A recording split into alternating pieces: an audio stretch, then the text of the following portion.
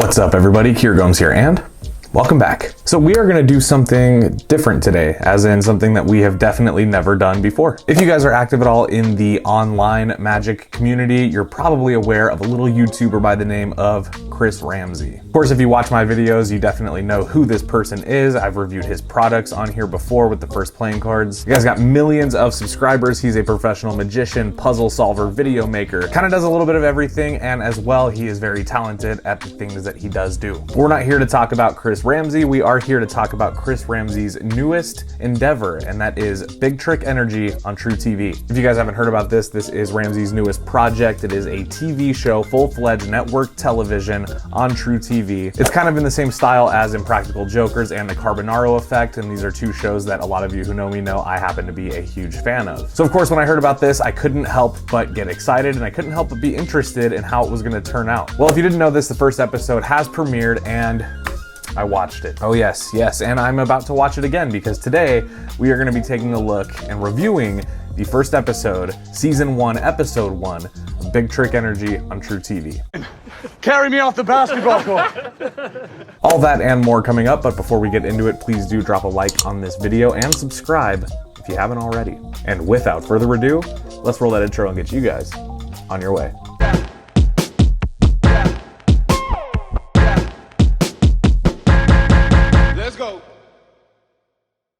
All right, so let's start by kind of establishing the premise here. So Big Trick Energy is a prank show, but it's a prank show that uses magic as kind of the catalyst for the pranks. This is a concept that we've seen before in things like The Carbonaro Effect and Magic for Humans, even some of David Blaine's specials like Street Magic, where he's really just out on the streets doing magic for regular people. I think the gimmick, that's a gimmick, because it's a magic show. The gimmick. But really what makes this show different, the gimmick of the show, is that they also do pranks to each other.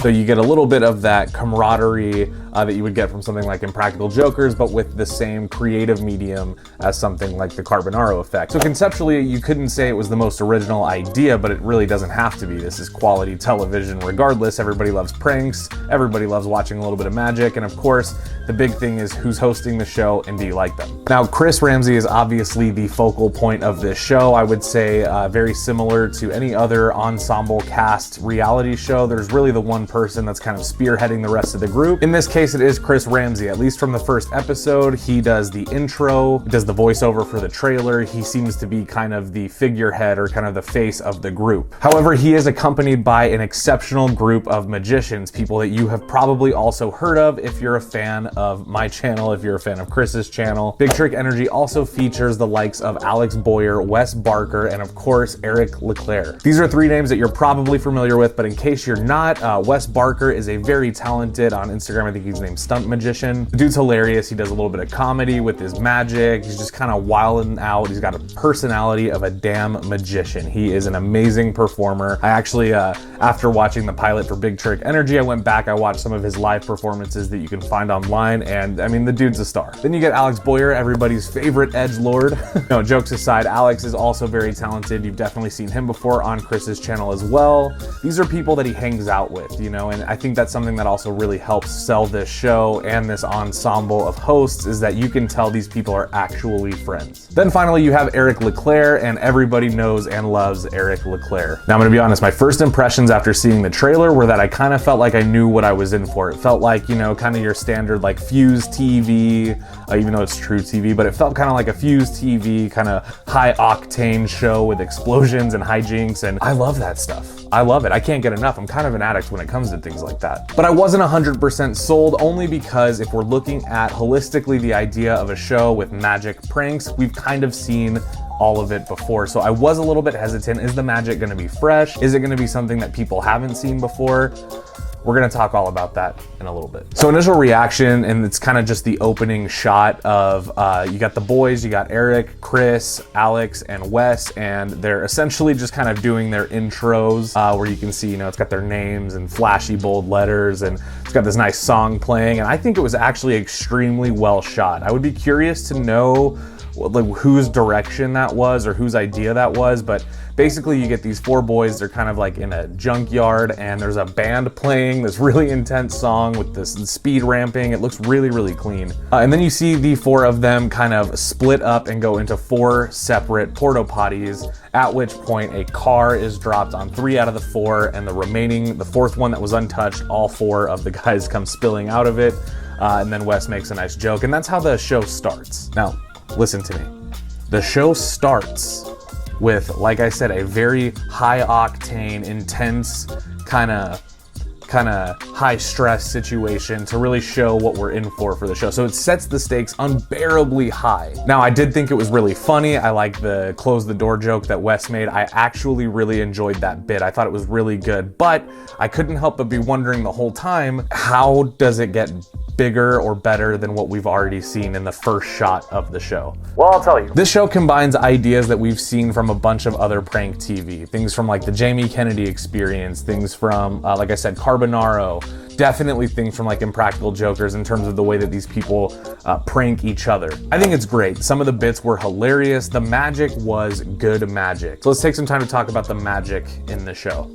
Now, of course, you have to remember this show, the desired audience, or just in general, the bulk of the audience are gonna be non-magicians, which means this is not a show for magicians to watch and get fooled. This is definitely a show to entertain the masses of lay people who aren't privy to some of the behind the scenes stuff that some of us might know. With that being said, is the magic any good? Well, here's my thing. Listen, you have 4 very, very talented magicians that are working on writing the show. They're writing out the bits, they're writing out the tricks. They're planning all of these details together to give us kind of a visually astonishing trick. I think for lay people, the magic in this episode is gonna be great. They're gonna be exciting things that you maybe haven't seen before, or they're gonna be interesting and fun twists or higher stakes to things that you have seen before. So for example, there's one trick in this first pilot episode where Eric is in a straitjacket. He has to do a straitjacket escape while going through a car wash.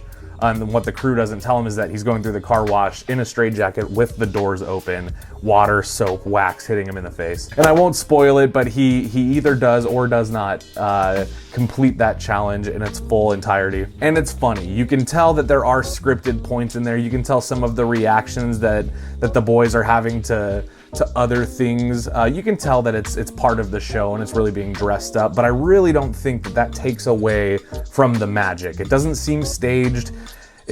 Some of it does seem a little bit staged, you know, but I really think that it's impossible to make a magic prank series without having some of the reality TV show elements in there kind of, you know, to guide you along. This episode's runtime is nice. It's a quick watch. It's about 30 minutes, and I really, really did enjoy that nice, like 30-minute episode. It was nice and quick. It was enough to give you a taste for what the show could offer us in the future, but it wasn't so short like a splash page or a trailer. It really does give you enough to go off of, enough to get excited for the next episode, and not so much that you feel like there's nothing more to see. In fact, if anything, I would be way more curious to watch the next episode because I really want to see how they take the magic elements and make them a little bit more magical.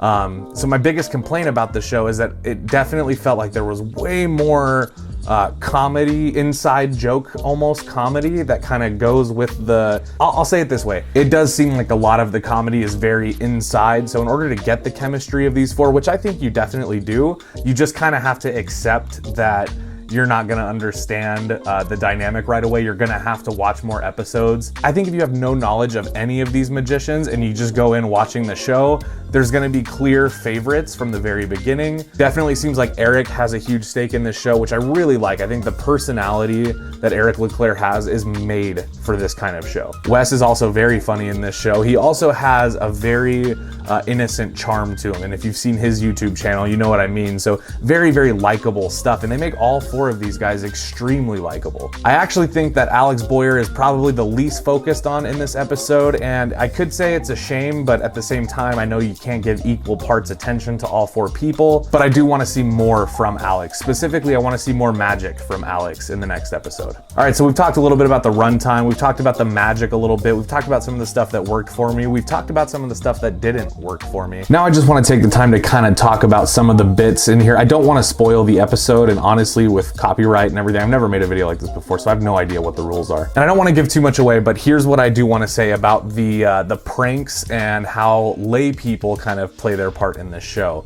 I honestly think that for me, I was a lot more invested in the show when they were pranking each other. I thought that was a lot funnier. There's this part where they really prank Eric, and they do something, I don't know how much of it I can say, but they do something to his car that would be irredeemable to most people, and that was very funny, and it was edited really well. They kind of give you the stakes of the situation. You can see Eric's real reaction. It was just so genuine and such a nice centerpiece for the show, and so much so that I was actually more interested in the car falling on the porta potty or Eric's car getting completely mangled. That when they did magic to lay people, the magic was fine. There's this bit that they do with a shock collar, and there was a few surprises in there that I thought were really well done and extremely fooling and really good stuff. But at the same time, there's this part with like a beer tap, and even though the trick is amazing, it seems almost cheesy in comparison to the amazing and intense stuff that they do to each other when they're just pranking each other at the new car dealership or at the car wash. Or it just seems to me like there's a lot more richness and a lot more original ideas with pranking each other using magic than there is just, walking up and turning water into beer and then walking off like nothing happened. Even though the trick is amazing, the execution from Chris was obviously really good. He straight up just plugged a beer tap into a transparent water bottle and poured it into a cup, and it was beer. It was really good. But if you were to take that scene and put it by itself as a clip and go, would you watch this show? I think it's gonna be hit or miss. Whereas if you were to take something like one of the car pranks, put that on its own and ask people if they would watch an entire show of that, absolutely. So what really didn't work for me was just the dynamic of pranking lay people versus pranking each other. I felt like one was clearly favorable and more interesting than the other. But at the same time, if you didn't have those lay people in there, it would just be a giant show of magicians competing for attention. And we all know how that goes. So in general, I am gonna give the season 1, episode 1 of Big Trick Energy on TruTV 8 out of 10. Not bad. I honestly am really looking forward to the next episodes. I think it gets better from here. I really believe that the show is gonna get better from here. And I have nothing but faith in the 4 people hosting this show. I think, Chris, Alex, Wes, and Eric are all more than capable of having this type of success on their own. So seeing them come together, it's gonna be like a fucking magician Justice League, and I'm really excited. A strong start right out of the gate for what the opinion over here is worth. I am going to continue watching it. I actually was pleasantly surprised how much I liked it. I wasn't expecting to love it. I was expecting to get excited and expecting to enjoy it, which I definitely did, and my expectations were absolutely exceeded. So Chris, Alex, Wes, Eric, if you guys are watching this, really well done. I am actually extremely stoked on the show. Great job. I love the comedy. But if you guys haven't checked it out yet, I will link it down below. I encourage you to go check it out. Maybe leave a comment on the video, letting TruTV know that Kier Gomes sent you, okay?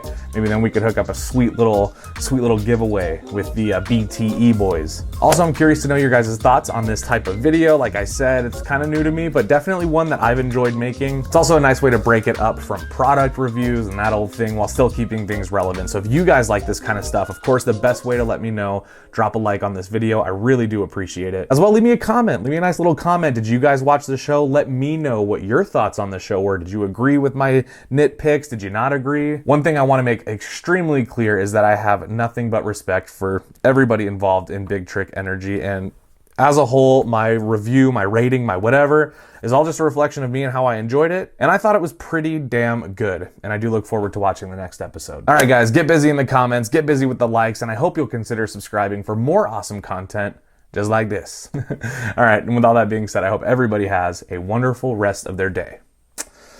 I know I will. And I'll see you guys in the next one. Peace. Goes by so fast, and every moment counts, baby. I don't wanna miss a thing. We can sleep under the stars, we can sleep under the stars, or hang out in hotel bars, driving somewhere in your car. We can sleep under the stars, we can sleep under the stars.